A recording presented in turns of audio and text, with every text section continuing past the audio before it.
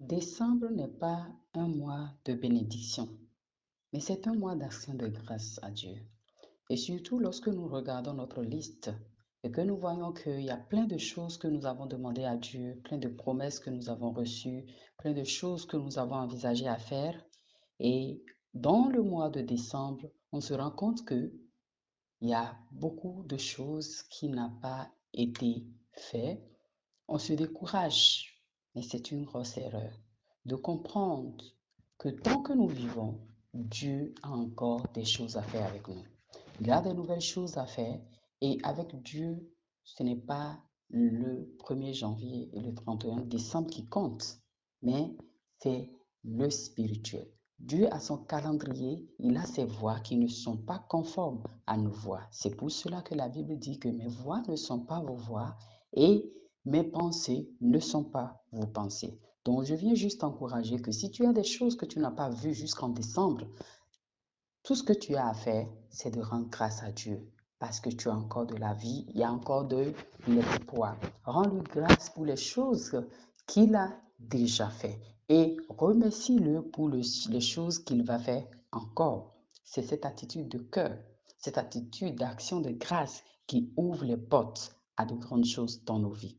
Décembre est un mois d'action de grâce, un mois de repentance, un mois où nous devons nous sonder, checker nos cœurs pour voir combien de choses à demander pardon à Dieu, combien de choses à revoir dans nos vies et combien de choses que nous devons aussi demander pardon aux autres, car nous ne sommes pas parfaits. C'est important de comprendre que c'est un mois où je dois libérer le pardon et que je dois aussi recevoir le pardon. Un mois de repentance, un mois où je me répands de mes faiblesses, des moments où je n'ai pas été toujours ce que Dieu veut que je sois. C'est un moment où tu dois aussi t'examiner, te repentir et véritablement de restitution. Le mois de décembre est un mois de restitution aussi. Parfois, on pense que oui, c'est bien tout ce qu'on a fait, mais des fois, nous n'avons pas simplement besoin de demander pardon ou de recevoir le pardon, mais nous avons aussi besoin de restituer les gens. Si tu as des dettes, que ce soit des dettes émotionnelles, spirituelles, les dettes de promesses de prière, les dettes de matériaux, les dettes financières, nous avons la responsabilité de pouvoir restituer. C'est un point qu'on en parle très peu, mais c'est très important de comprendre que la restitution existe bel et bien.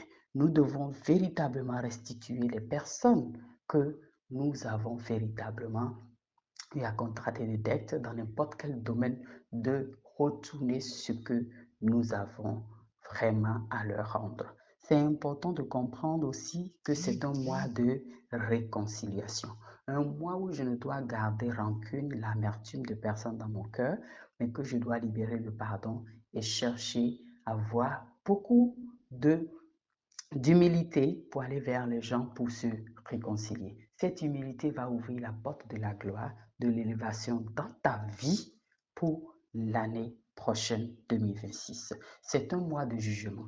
Et la fin de vraiment de ce rapport que nous devons véritablement prendre du temps dans la présence de Dieu, c'est pouvoir véritablement demander à Dieu sa justice. Nous sommes dans un monde où il y a beaucoup d'injustices.